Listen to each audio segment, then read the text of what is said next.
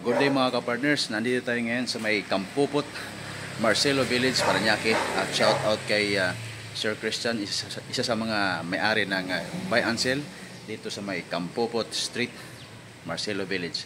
At ang ating stencil ngayon ay ang Isuzu MU-X 2015. Ipapakita ko sa inyo kung saan yung engine number at saka chassis number.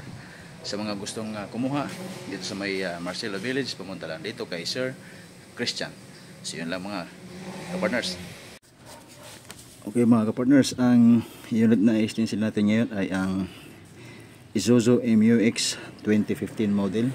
So nandito sa may driver side na gulong. Then pakita ko sa inyo kung saan banda. Para mabilis mong makita, ayan lang siya. Yan. Yan yung engine number niya. Okay. So, kung nakita mo na, please like and subscribe. Ang chassis number naman makikita dito sa may right side. Stepboard ilalim. Ayan siya.